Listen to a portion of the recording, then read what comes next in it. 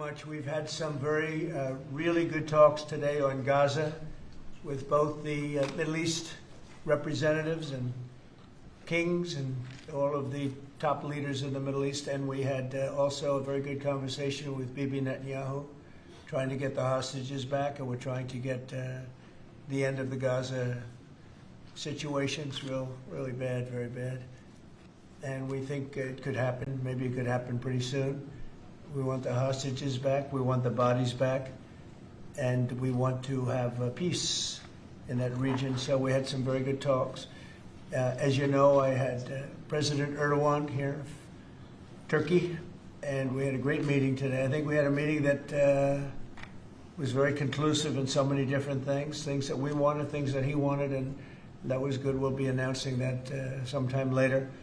And he'll be making an announcement too. But we had a great meeting with Turkey, and they're a very respected president, and spent time. We had lunch, and we had a lot of good discussions. So those two things. And we have some executive orders today to sign that are very important for the country.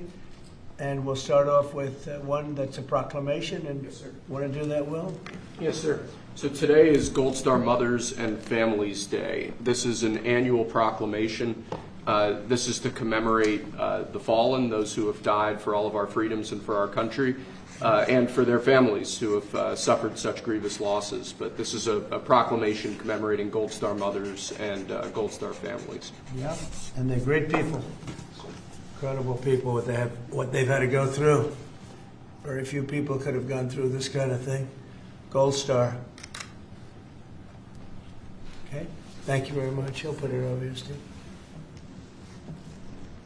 Next, sir, we have an executive order on TikTok. From the first days of your administration, you've charged a team from your administration, led by Vice President Vance, with ensuring that we can preserve TikTok as a platform for the 170 million Americans who use it, right, while ensuring that their data is properly protected as required by law. With this executive order, you will be effectively bringing into effect the agreement that will save TikTok and ensure that it can operate safely and securely.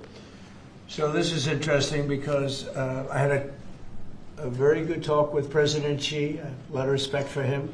Hopefully he has a lot of respect for me too.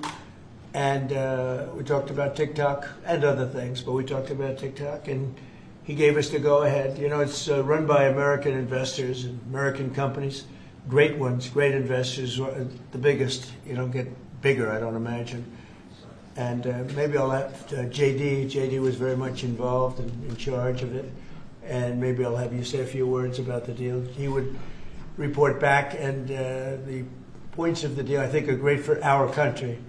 So, JD, do you want to give it a little talk, please? Yes, sir. Yeah. So thank you, sir, for your leadership and for your help. We really couldn't have done this without the president actually ushering this deal over the finish line. There was some resistance on the Chinese side, but the fundamental thing that we wanted to accomplish is that we wanted to keep TikTok operating, but we also wanted to make sure that we protected Americans' data privacy as required by law, both because it's the right thing to do, but also because it's a legal requirement of the law that was passed last year by Congress. So we think that we were able to do that. Of course, we're going to keep on working at it, but this deal really does mean that Americans can use TikTok, but actually use it with more confidence than they had in the past, because their data is going to be secure and it's not going to be used as a propaganda weapon against our fellow citizens.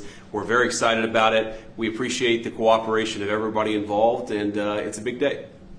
And I think I can say that especially the young people, they really wanted this to happen. They did not want to have TikTok close. And I got, a little used to TikTok. I used it myself during the campaign, and it was very successful because you know how I did with the young voter. And Charlie helped me a lot too, and he said to me, you should go on TikTok.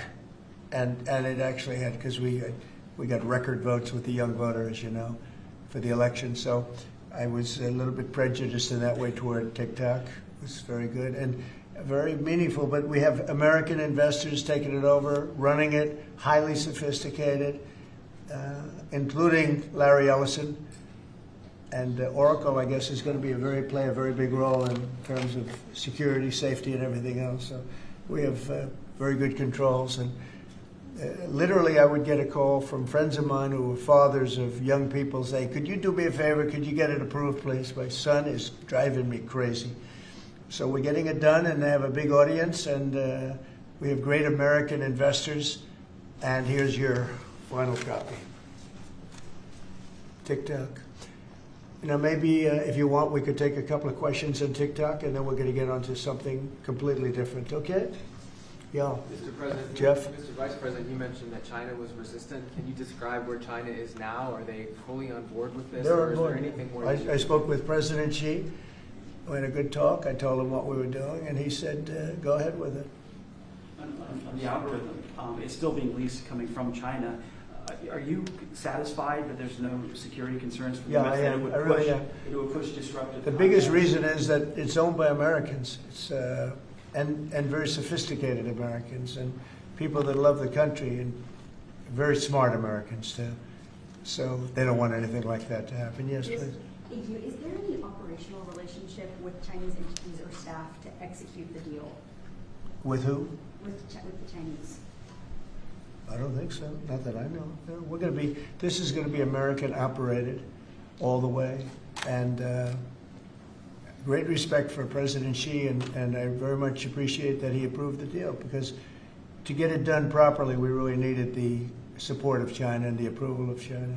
Yes, ma'am. Mr. President, now that Americans will have operational control, do you want to see the algorithm suggest more MAGA-related content prioritized? I always like MAGA related. If I could, I'd make it 100% MAGA related. It's actually a good question, but I would, yeah, if I could make it 100% MAGA, I would, but it's not going to work out that way, unfortunately. No, everyone's going to be treated fairly. Every group, every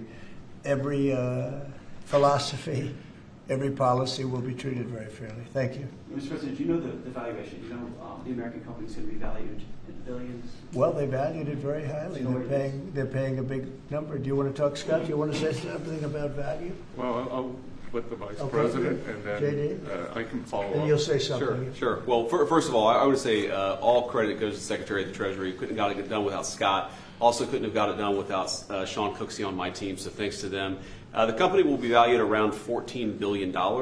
We actually think this is a good deal for investors, but ultimately the investors are going to make the determination about what they want to invest in and what they think is a proper value. The most important thing is that it does protect Americans' data security. It ensures TikTok is still accessible. And on this question of the algorithm, which we've heard this a lot, what this deal ensures is that the American entity and the American investors will actually control the algorithm. We don't want this used as a propaganda tool by any foreign government. We want to make sure that our people and our investors actually make these decisions based on what's good for their business as opposed to what's good for another government's propaganda arm. So that's what we've done with this deal. I think it's very good for the American people. And as the President said, young people love this. We actually want everybody to access this, whether they're MAGA or not. We just want it to be fair. We want it to be fair to everybody, and we think that's what's going to happen with this new arrangement. Will the U.S. government? I'm And sorry. just to follow up on the Vice President, there were two pieces to the transaction. The Vice President's office has worked since the spring for the commercial transaction between the investor groups, and then Treasury and a group including the Vice President's office were in Madrid 2 weeks ago to negotiate with the Chinese, and it was a result of President Trump's close relationship with Party Chair Xi that we were able to get this across the line.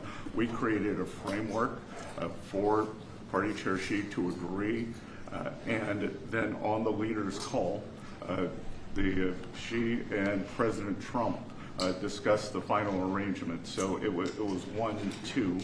And that was the final piece. Will the U.S. government get any kind of annual payment as a result of this deal? Taxes. It's going to make money, and we're going to get a lot of money in taxes. And you know, China wanted to see this go. It's a great legacy for China too. And, I thought President Xi was great in terms of his approval. We probably could have done it a different way, but it wouldn't have been the same. Wouldn't have been the same security at all, but I appreciated that he approved it. So that's aside from taxes. There's no part of the deal that is like a payment to the U.S. government. Well, we're going to be announcing different things, but the U.S. comes out great, and I think China comes out great because they're going to have a very important legacy, and they have many other deals. You know, they have deals with us, and they have deals in here in this country, and you know they want to be treated fairly also. So, Mr. President and Mr. Vice President, the U.S. company could change the algorithm to push different content? Is that? The U.S. company will have control over how the algorithm pushes content to users, and that was a very important part of it. We thought it was necessary for the national security element of the law. We also just think it's important to protect American users. Again, we want users to use this platform the way they want to. We want the business to make decisions about content based on the interests of the business and based on the interests of the users, and that's what we think will happen with this new arrangement. And they're paying a lot of money, and I think hopefully it's going to be a great deal. They're very sophisticated people. You'll see a list. Have you seen a list yet of the people? Well, you've been reading about it. It's. I know Michael Dell's involved, and Rupert Murdoch's involved, and a lot of. And let's see, we have probably 4 or 5 absolutely world-class investors that love the country. They made a lot of money with the country, and many of them are in a somewhat related business, so it works out pretty well. And they're going to be very careful about all of these questions that you've been asking. Who else beyond Dell and Murdoch? Well, it's a blue chip group of investors, and we'll be announcing more about who exactly is involved in the deal in the days to come. Oracle's playing a very big part. That's right, sir. And Oracle really understands this. And I think they're actually, and they've been involved for quite a while running it for the people, the previous people. And so it's really, I think it's going to be very well protected. Very, very prestigious deal, actually. On that point, Mr. President, as the President said, Oracle has actually had a role in housing the data for a long time, even when the entity was controlled by the ByteDance organization in China. So Oracle had a pretty interesting perspective on what was necessary to actually create true data privacy protections for Americans. They were a very important part of getting this thing done. Mr. President, you told us a couple of weeks ago you thought that the security concerns were overrated, but were there legitimate concerns when it comes to safety? From my standpoint, no, because the people that own it are, they're not China-centric, they're USA-centric, and they're very smart people. I guess you could say it about everything. Everything is what's secure nowadays. Things that you think are totally secure turn out to not to be. But I think in this case, it's going to be as secure as you can be because of the ownership and the people. And they have a big investment. It's to their advantage to make sure it's good and safe. Yeah. Anybody else? Do you have a question? No, behind you. Well, I just want to say, do you think this move and getting this deal done, Mr. President, do you think this honors the legacy, like Charlie Kirk, you mentioned that he specifically pushed you to get involved with TikTok and the campaign and helped you win young voters? Do you think this deal honors him? Well, I think it's a good thing. It's a good sign. We're doing very well, as you know, with the trade deals. We're doing very well with China, and a lot of them. We were never treated properly. We were for 4 years, actually. But we were never treated very properly by other countries. And we're doing well. We've never done this well. We have, because of the tariffs that are coming in, the deals that are being made, $950 billion in one case. $950 billion, where previously they paid nothing. We have, as you know, in Japan it's $550 billion. South Korea is $350 billion. That's up front. And one of the things I can say, I announced it lightly before, but we're taking in tremendous amounts of money with tariffs. We've never seen anything like it. No country's ever seen anything like it. I'm going to devote a little bit of that money, a little bit of the tariff money to our farmers. Our farmers have been incredible. They're the ones that let us survive and eat and enjoy our lives, right? Eat too much, maybe in some cases, like mine. But I will tell you, we're going to take some of the tariff money, relatively small amount, but a lot for the farmers. And we're going to help the farmers out a little bit because during this transition period, a period where we're taking in incredible amounts of money, we'll have a little bit of a shortfall with the farmers until the tariffs kick in because they haven't kicked in for the farmers yet.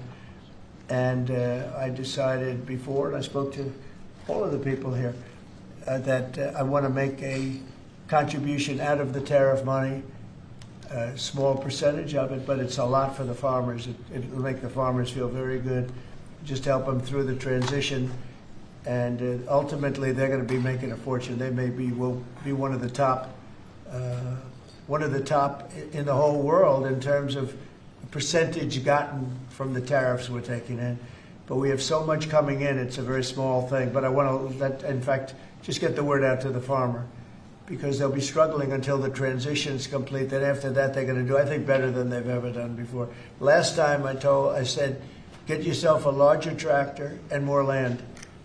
And that was when they were doing very poorly, and they ended up doing that, and they did very well. That was with the deal we made with China. Unfortunately, Biden forgot about the deal, and he never enforced. I enforced it till the end, and China was very honorable. But when Biden came in, he didn't enforce it. So when you don't enforce a deal, they don't do it. So it's terrible. Biden was very bad to the farmers of our country. So we're going to be doing that. It's an honor to do it, too. Brian, did you have a question? Yeah, I was just going to say, what's your message to the millions of small businesses here in the U.S. that really rely on TikTok to reach their end user, to market their service and their product? Well, thank you for that question, because honestly, we were getting hit up. They use it for virtual advertising, and they pay very little for it and nothing for it.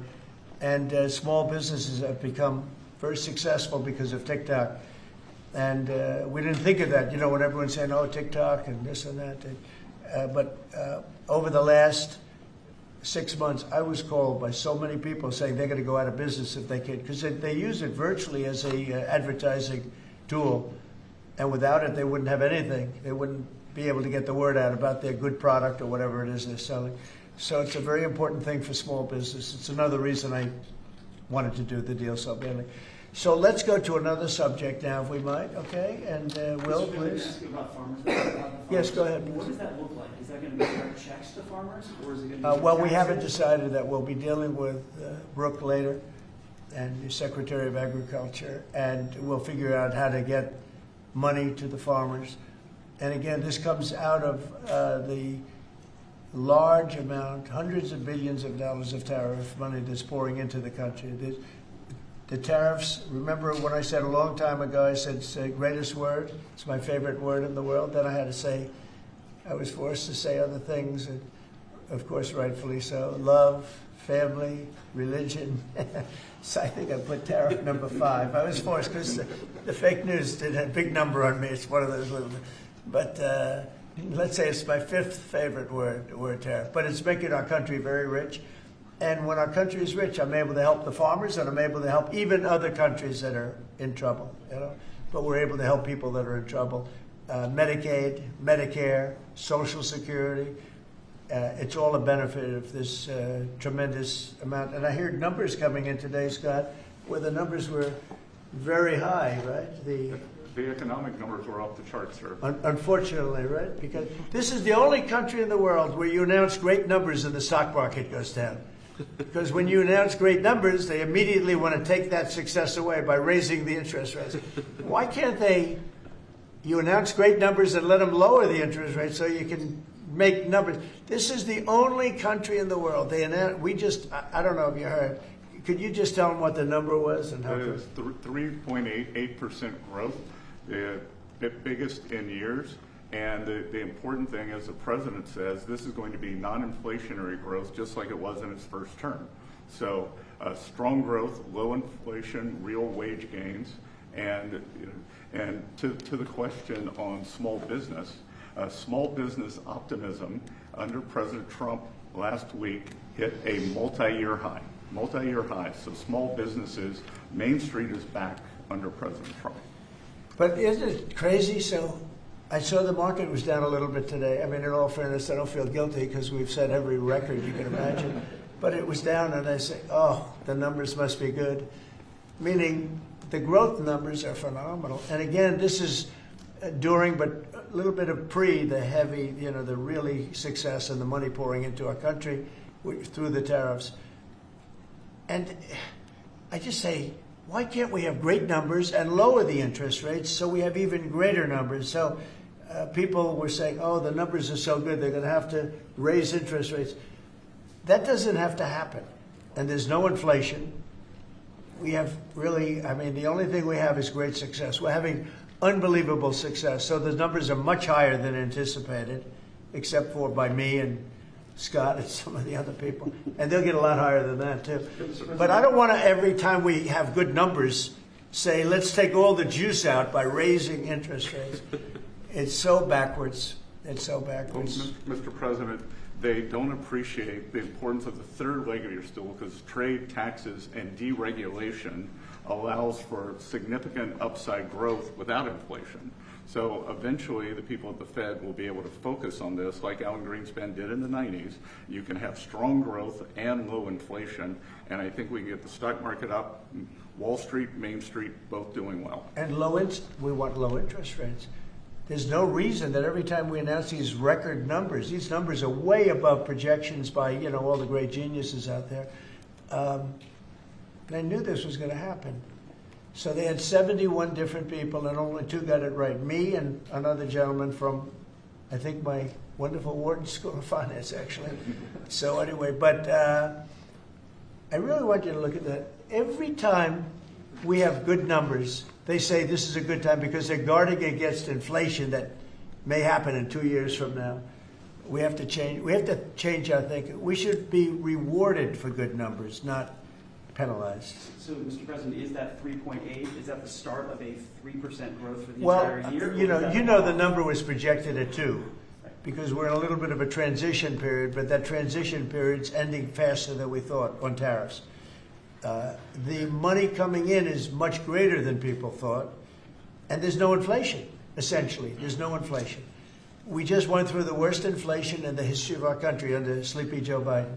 He was sleeping, and the inflation was really bad, worst ever. They say 48 years, I'll take that too, but I think it was probably the worst inflation we ever had because of spending and energy going through the roof and everything else. By the way, energy's way down. And you're going to really be impressed when you hear what happened today with President Erdogan of Turkey. I think it's great for both countries. I think it's great.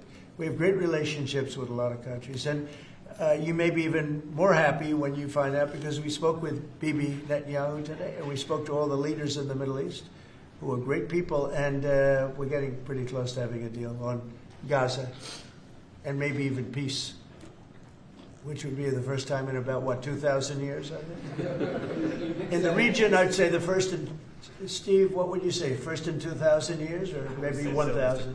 Huh? 2 millennium. It's a long time. Yeah, go ahead. Did Erdogan agree to stop buying Russian oil? Did he? I don't want to say that, but if I want him to, he will, yeah. But he didn't take that assurance. Well, I didn't say, okay, you stop, but I believe you. I believe he will stop it, yeah. Did you make a deal? You know why? Because he can buy from a lot of other people. He can buy from a lot of other people. You know who really can't is Hungary. Hungary's got, they're landlocked, and they don't have a nice ocean where ships can sail in from all over the world. They have one pipeline coming. Because I spoke with, he's a great guy, he's a great friend of mine, but, that's a harder one for them. And Slovakia, too. They're sort of married to one pipeline. So I just don't want to have people go blaming them when, we spoke to them at length today, and it seems like that, for them it's a little, but that's not, Turkey has a lot of options. He's a great president, a very smart man, and he's going to take, he's going to do what's right. But we had a very good conversation having to do with the purchase of military equipment, etc. Any other questions? Would you make a deal on F-35s, Mr. President? I will be able to easily if I want. So we may do that, yeah. But not yet. Well, it depends. He's going to do something for us, yeah. Please. The U.S. can sanctions on Turkey. Can I ask you, we're a few days away. By the way, here we go with this guy. Go ahead, let's go. Let's hear the question. We're a few days away from the end of the fiscal year and a potential shutdown. Right. There's going to be a government shutdown? Could be, yeah, because the Democrats are crazed. They don't know what they're doing. They want to have the border opened up so that criminals can pour in. We're doing unbelievable borders closed, and people are coming into our country legally. They continue to want to have men and women sports. They continue to want to have transgender for everyone. They want to raise everybody's taxes at a number that's not sustainable. It's the only time in the world I've ever seen a party that wants to raise taxes. I grew up in a family where I'd watch politics, and I always liked it from the time I was very young, but I'd always see politicians say, we will lower your taxes. These guys, they campaign on raising your taxes, but they want to raise taxes very substantially. Well, the one thing they're concerned about, look, Republicans have total control of Washington. You guys have control of the House, the Senate, there's you. Well, when you say control, so we need 60 votes for this, and we have 53 Republicans, so we need 7 Democrats. And those 7 Democrats and others are asking for an extension of a tax credit on people who get the Affordable Care Act and some other government-backed health care. So are you willing to negotiate Well, on that what they're issue? really asking for is they want to pay for illegal aliens that have come into our country by the millions and get onto the rolls, and they want to pay. And our people don't want to do that. Our people are taxed enough. You know, we just approved the largest tax decrease ever in the history of our country, including the extension of the previous Trump tax cuts. The tax cuts that we just approved, they want to use those tax cuts to give the money to illegal aliens, people that came into our country illegally and that are leaving the country. So why not You know, there's been a self-deportation because of what we've been doing that's been incredible. Okay, yeah, please. Secretary Hegseth is inviting military leaders from all around the country on Tuesday. Will you also be there? From all around the country to what? To Virginia. He's He's inviting the generals and admirals to Virginia for a big meeting. They're not sure why. Well, I know. I love it. I mean, I think it's great. Let them be friendly. Let them be friendly with the generals and admirals from all over the world. Why is there something? No, but is there something wrong with it? What is it about? Will you be there personally as well? And what is it about? Well, I'll be there if they want me. But why is that such a big deal? I mean, the fact that we're getting along with the generals and admirals from all. Remember, I'm the president of peace. It's good to get along. It's good. You act like this is a bad thing. Isn't it nice that people are coming from all over the world to be with us? It's not particularly unusual that generals who report to the Secretary of War and then to the President of the United States are coming to speak with the Secretary of War. It's actually not unusual at all, and I think it's odd that you guys have made it into such a big story. Is it a big story? I mean, I don't think it is, sir. I would think it's no, but isn't it a good story? I mean, you know, we're respected from all over the world as a military force. You know, I rebuilt the military during my first term, even though we gave a chunk of it away to Afghanistan. But we're talking Afghanistan too, by the way, about Bagram and about that. But that's a very small amount compared to what we rebuilt it by. But I rebuilt the military, and we're very respected. We have the strongest military anywhere in the world without question. We have the greatest equipment in the world. We're selling the equipment to other countries. And a lot of generals want to be here and they want to look at they're also going to be touring equipment sites. They're going to be talking about the newest weapons, et cetera, et cetera. But I think it's great when generals and top people want to come to the United States to be with our now called Secretary of War. Does everybody like the name? I do. You said something Yeah, really please. interesting this week about Ukraine, that you thought Ukraine could get back all the territory that Russia had taken. Yeah, they have a shot at it because Russia. What prompted you to change your thoughts on Well, that? because I've been watching the way what Russia's been doing. I'm very dissatisfied with what Russia's doing and what President Putin is doing. I haven't liked it at all. He's killing people for no reason whatsoever. And they are doing very poorly, considering they have put it all out on the line. Their economy is going to hell.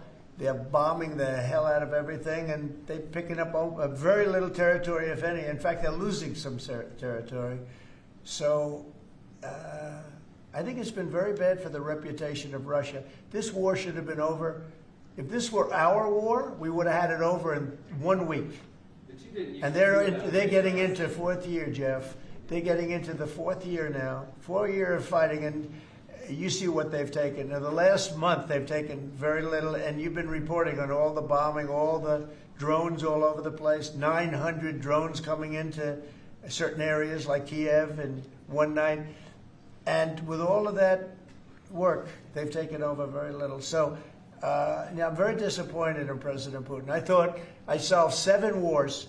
In fact, we have a great leader coming. We have the Prime Minister of Pakistan coming and the Field Marshal. Pakistan Field Marshal is a very great guy, and so is the Prime Minister, both. And they're coming, and they may be in this room right now. I don't know, because we're late. And I said maybe they'd like to join they actually may be somewhere in the beautiful Oval Office. Yeah, please, behind you. On Gaza, did you promise leaders this week that you would not allow Israel to annex the West Bank? Is that something that you I will not allow Israel to annex the West Bank. No, I will not allow it. It's not going to happen. Did you speak with Netanyahu about this? Yeah, but I'm not going to allow it. Whether I spoke to him or not, I did. But I'm not allowing Israel to annex the West Bank. There's been enough. It's time to stop now, okay? Can I say about immigration? Yes, please. Jasmine Crockett recently. Jasmine Crockett. Remember when I said, is she a relation to the late, great Davy Crockett? I don't think so. Jasmine Crockett, let me tell you, before you even ask, she's a very low IQ person. I mean, if we ever had to pass an aptitude test, that's the one should take one because she shouldn't even be in the crowd. So I have no idea what you're going to, but I don't think we should waste our time. This is a low IQ person who I can't even believe is a congressperson. Between her and Ilhan Omar and the group. You know, I met the head of Somalia. Did you know that? And I suggested that maybe he'd like to take her back. And he said, I don't want her. Okay, what else? Go ahead. You want? Let's hear what Crockett said. Go ahead. She compared ICE raids to slave patrol. I want to ask you. To slave? To slave patrol. I want to ask you if you think that there should be consequences for members of Congress who make these types of comparisons or use this type of language. Well, I think she's gone over the line, and I think a lot of the people. Look, the Democrats have become radical left lunatics. They have policies that nobody's going to buy. And, you know, I see what's going on in New York. We're going to have perhaps a communist mayor because it's split up. You know, if the people would get together and have one candidate, they'd have, I think, a pretty good chance. But it looks like maybe they're not going to do that.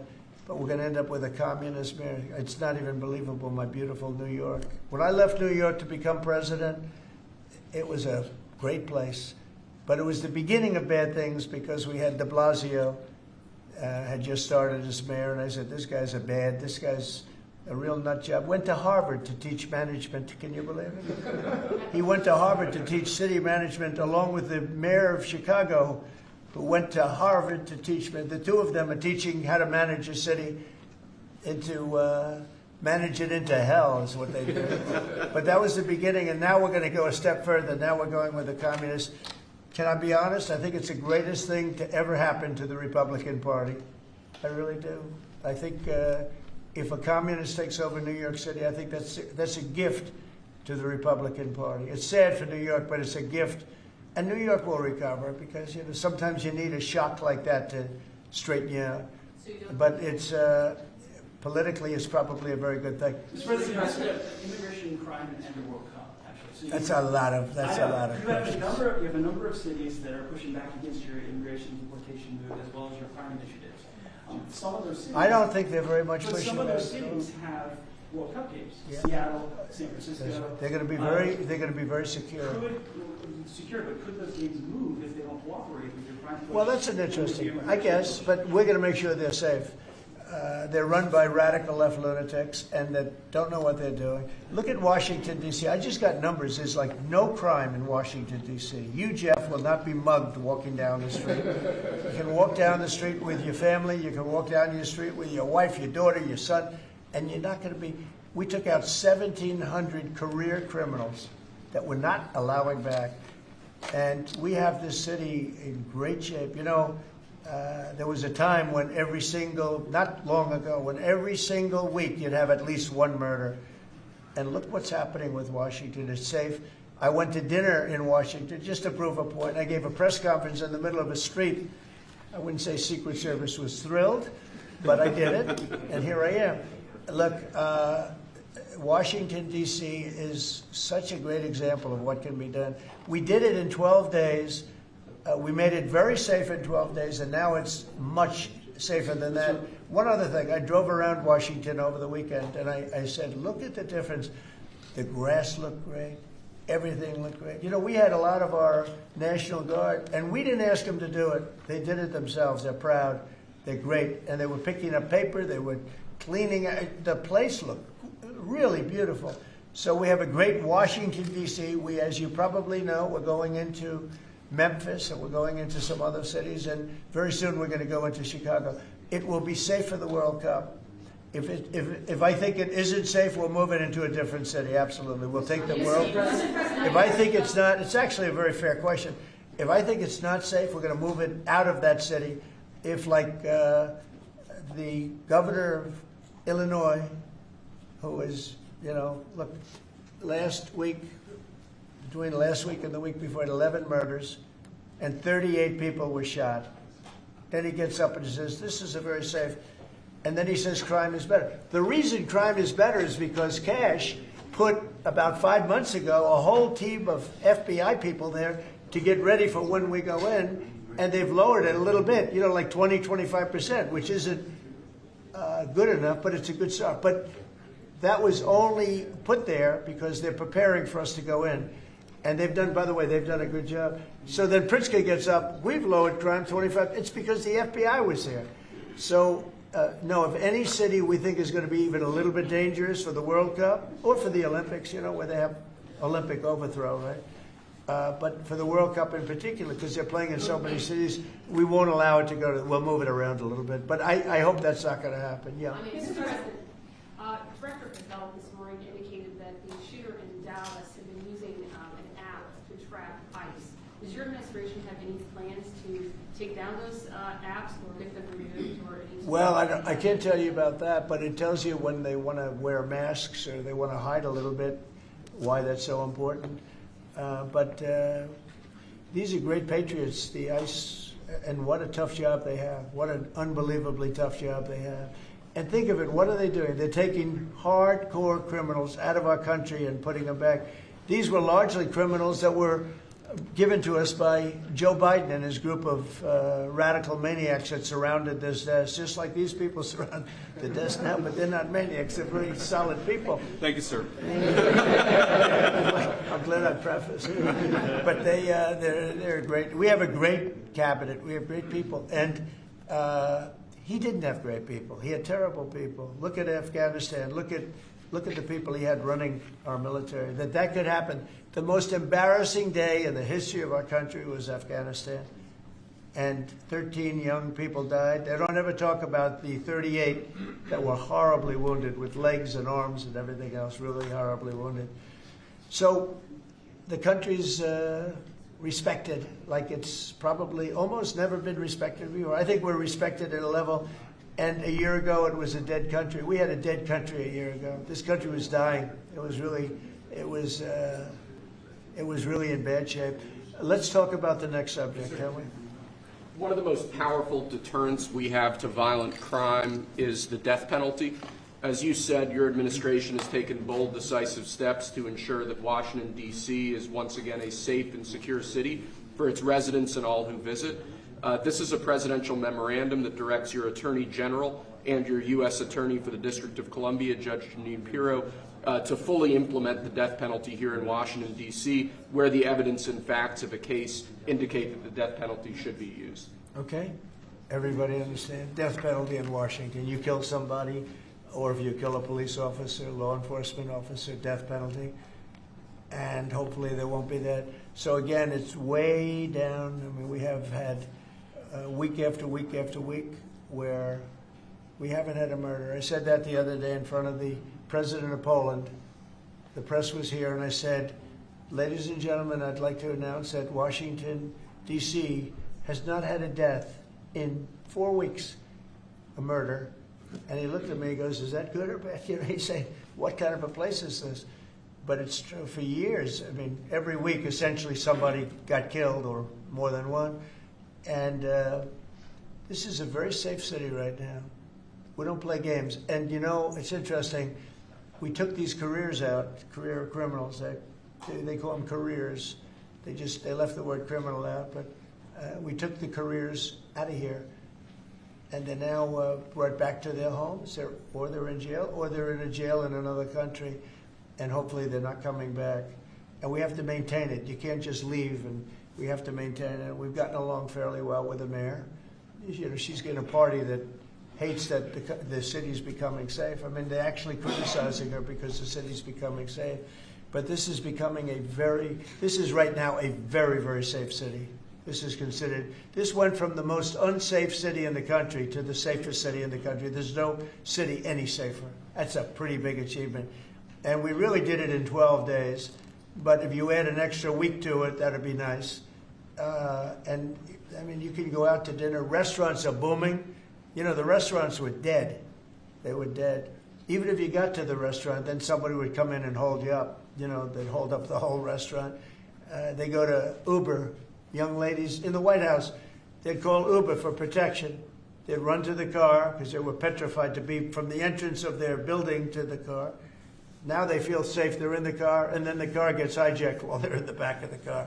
This is what we were living in. We were living in hell. People that work in the White House, every time they see me, young women in particular, say, "Thank you, sir." And I don't even ask them about what. I know exactly. I made their lives. Now they're living in a beautiful, glamorous place called Washington, D.C. with no crime, and that's the way it should be. Okay? This is the death penalty for somebody that kills people in Washington, D.C. I think it's capital. It's a very interesting capital punishment, capital city. Right? It's capital. But this is our capital city. We can't allow that to happen. People come in from Iowa to look at the Lincoln Memorial and they end up getting killed. It doesn't happen anymore. It's not going to happen. And if it does happen, it's the death penalty for the person that did it. And this goes into effect. Yes, sir. Right? Pam, is that right? Could you speak a little bit about that? Yes, sir. Not only are we seeking it in Washington, D.C., but all over the country again. And as you saw very recently, we are now moving the inmates who were on death row, who Joe Biden or the auto pen commuted their sentences off of death row. We're moving them to supermax facilities where they will be treated like they're on death row for the rest of their lives, President Trump. Okay. That's a big statement. Thank you very much. Okay. I see some of you shaking your heads very positively. Thank you, Brian. Thank you, fellas. You said on the campaign trail that It said it. Yeah. The death penalty if anybody, illegal, killed a U.S. citizen That's or a right. police officer. So this just reinforces your campaign promise. That's right. And most people really like it. And Washington, again, it's going to serve as a beacon because you have to do it. These are bad people. When you look at that guy, the guy that killed the young lady in the train in North Carolina, that he'll be in trial for years and years, years. He'll get a good lawyer. Somewhere along the line, somebody will come along, and what he did to that young lady, and she went into that train scared. You know, when she went in, the way she sat down, she was scared to just be there. She just wanted to not pay any attention to anybody, just not be noticed. And she had her throat slit. We don't want that in this country anymore. We're not going to have it in this country anymore. Thank you very much. Next. Lastly, sir, this is a presidential memorandum on countering domestic terrorism and organized political violence. In recent weeks, months, and years, we've seen a tremendous upsurge in some highly visible but also other acts of domestic terrorism and organized political violence being perpetrated by radical, politically motivated groups all over the country. What this presidential memorandum will do is set off an administration-wide response to that, ranging from the Joint Terrorism Task Forces to other components of the Department of Justice to the Department of Homeland Security and the Department of Treasury. We're looking at interdicting these groups, preventing them from performing acts of violence, and also looking at sources of organization and funding and support that prop them up and allow them to do the acts that they have been doing.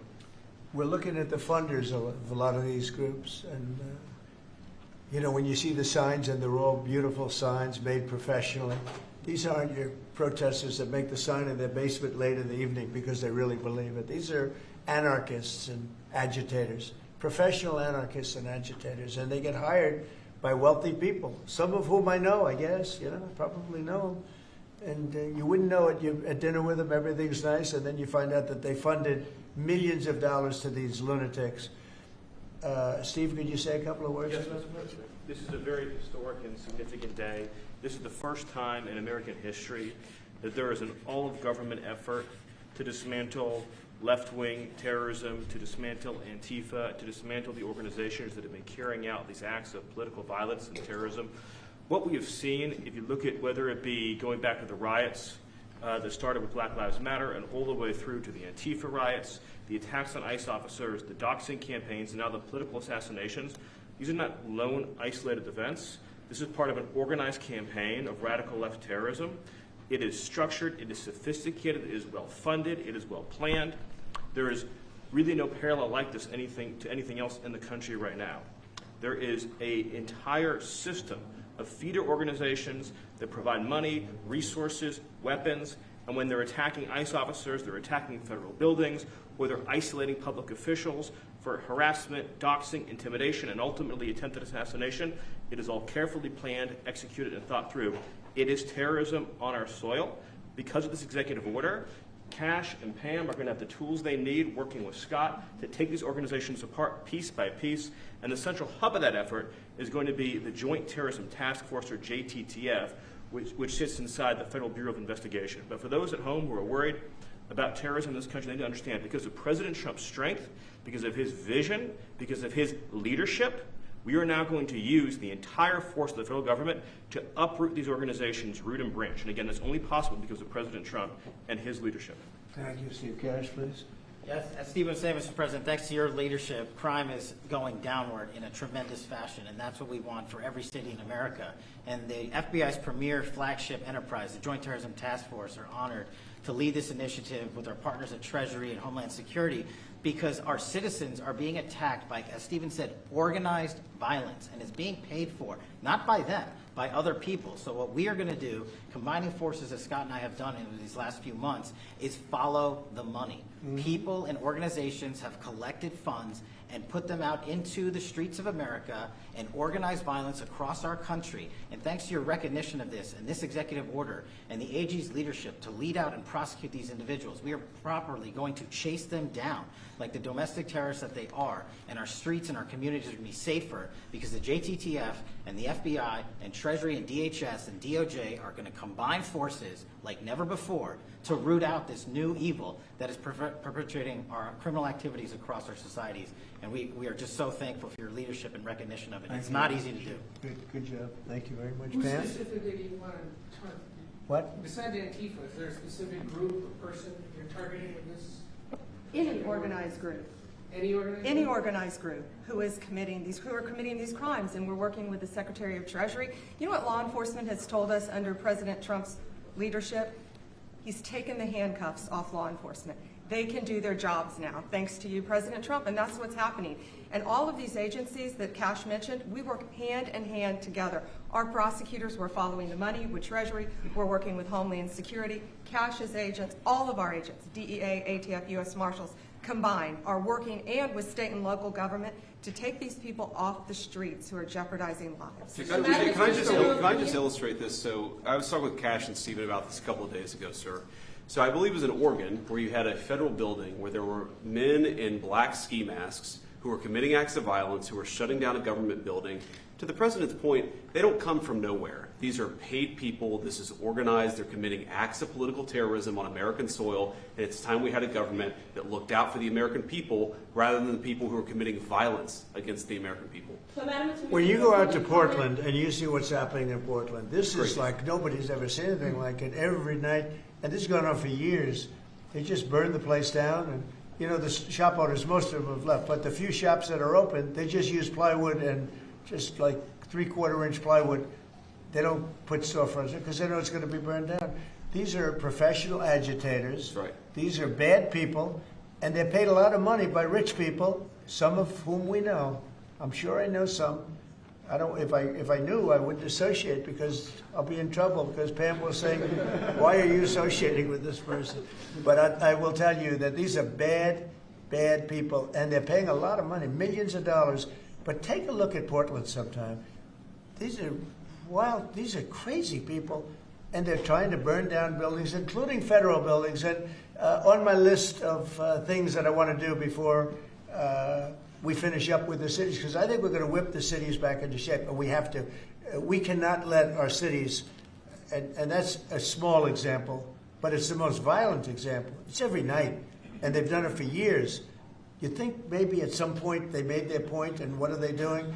But we're going to get out there, and we're going to do a pretty big number of those people in Portland that are doing that. They're professional agitators and anarchists. They're actually anarchists, yeah. Go ahead, why don't you defend? Let's see you defend them, Jeff. No, I'm not defending anyone. I just want, so that we can just explain this in our stories. Could you name a couple? You don't explain it right, though, Jeff.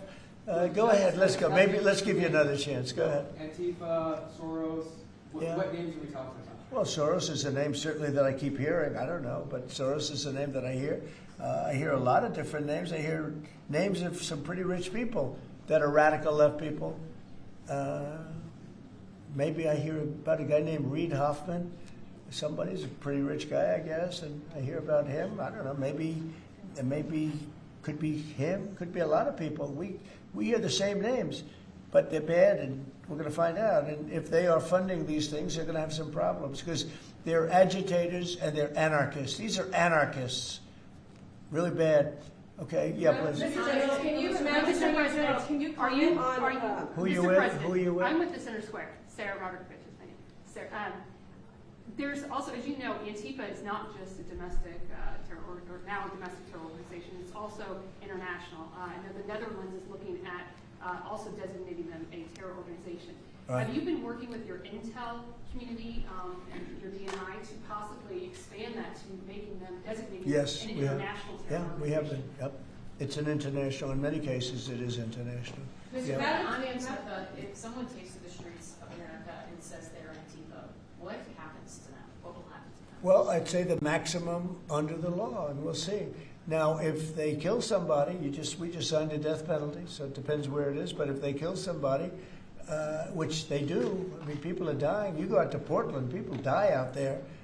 Many people have died over the years in Portland. Portland is, I don't know how anybody lives there. It's amazing.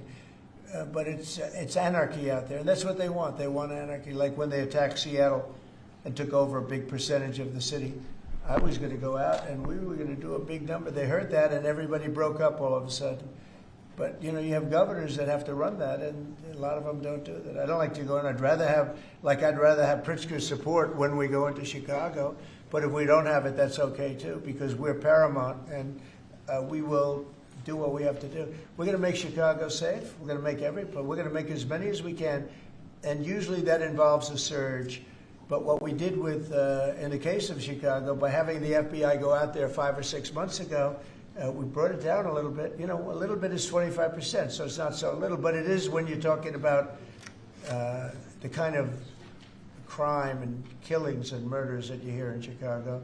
But we're going to get it. Chicago's a great city. As the Union Pacific said, the head of the Union Pacific, who's a great guy, started off as a low-rung guy. He said he started at a caboose, and now he's the chairman of the Union Pacific. But he's a great guy. But he said, "Sir, don't lose Chicago." The way he said it, I said, boy, it really hit me. You know, here's a man that knows all the cities. The Union Pacific, I guess, is our largest railroad, and he knows all the cities. He's been doing it for 45 years, and he said, "Sir, don't lose Chicago." And the way he said that meant a lot to me, and we're going to go into Chicago very soon. We're going to take care of Memphis. We're going to take care of Memphis. You can't walk a block without getting shot. We're going to take care of that one, and just like we did Washington, D.C., and we're going to do Chicago very soon. Yeah. Mr. President, we heard there could be an indictment on James Comey. Do you know if there is an indictment, or Madam Attorney? I don't know. I know it's going on because I read the papers just like you do, right? So I don't know. Do you have anything to say about that? We can't comment on that. Yeah. Madam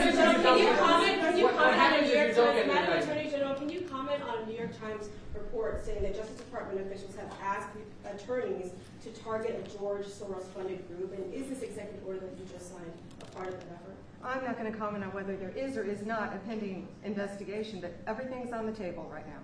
I don't think anybody has to ask, because if you look at Soros, he's at the top of every. In fact, sometimes they say, could he be involved in this many things?